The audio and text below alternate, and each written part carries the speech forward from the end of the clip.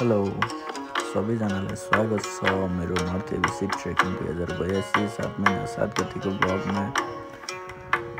North ABC जानको लागि तपाईहरु बाटो कस्तो छ के छ भन्ने पुरा भिडियो हेर्न चाहनुहुन्छ भने मेरो यस भिडियोमा जोडिन सक्नुहुनेछ। हामी 6 जना हाम्रो साथीहरु सबैजना मिलेर नर्थ एबिसीको यात्रा सुरु गरेका थियौं र हामी बिहान पोखराबाट 5:30 बजे हाम्रो स्कुटर बाइकमा चाहिँ हामी बेनीसम्म गएका थियौं र बेनीबाट जिपमा चाहिँ हो खोलासम्म जिपको यात्रा 3.5 घण्टाको रहेको थियो।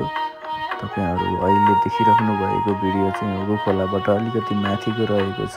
हामीले एकदम रमाइलो एकदम खुसीका साथ हरेक पीडाहरू भुलेर आफ्ना हरेक समस्याहरू भुलेर हाम्रो ट्रेकिङ यात्रा सुरु गरेका थियौं। हाम्रो ट्रेकिङ यात्रामा हाम्रो शरण सर, दिपेन्द्र सर, तुफान सर, सनोज सर अनि म भएर चाहिँ हामी गएका थियौं। हाम्रो यस ट्रेकिङको पुरा भिडियो यहाँ मैले सबै राखेको छु, हजुरहरु हेर्न सक्नुहुनेछ।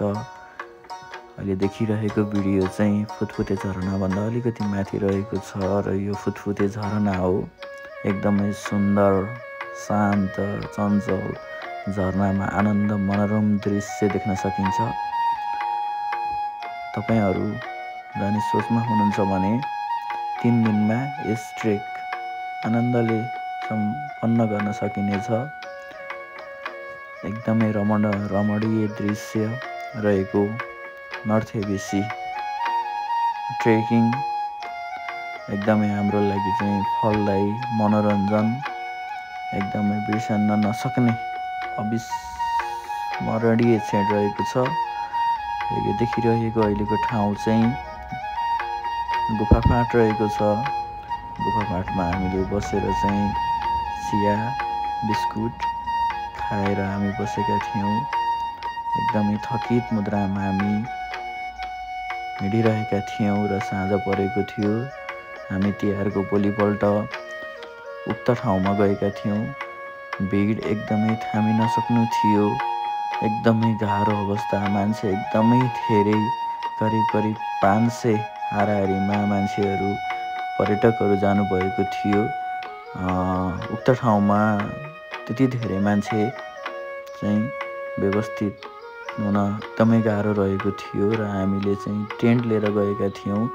कोठा पाउने सम्भावना एकदमै न्यून रहेकोले हामीले पोखराबाटै टेन्ट लगेका थियौं र हामी टेन्टमा यसरी सुतेका थियौं। हामी राजेश, म अनि हाम्रो सनोज सर र त्यस्तै गरी यो चाहिँ भोलिपल्ट 7 महिना 8 गतेको बिहानको तस्बिर हो।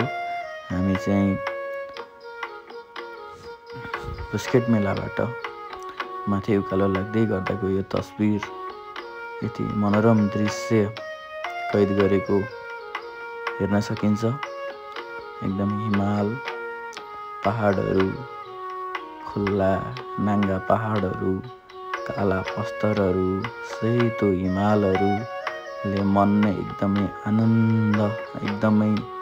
आनन्द भएको अनुभूति भएको छ र त्यसै गरी हामीले हिँड्दै गर्दाखेरि ग्लासियर, सम्भवतः ग्लासियर यो झरेको हुन सक्छ, हामीले त्यो अनुमान गरेका थियौं। एकदमै माथिबाट खसेको थियो। यो नि एकदमै राम्रो दृश्य हामीले कैद गर्न सकेका थियौं।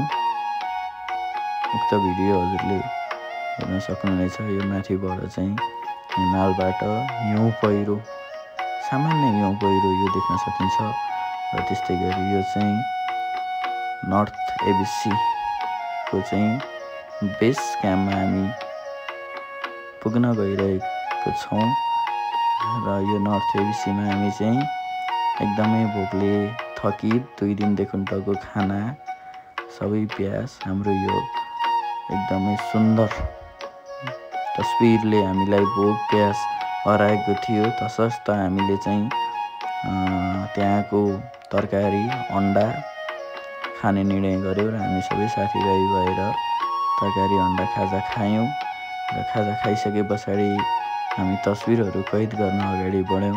एकदमै सुन्दर तस्बिर यो हेर्न सक्नुहुनेछ। तालमाथिको निलगिरी हिमाल, धौलागिरी हिमाल, अन्नपूर्ण हिमाल होइन हामी देख्न सक्छौँ।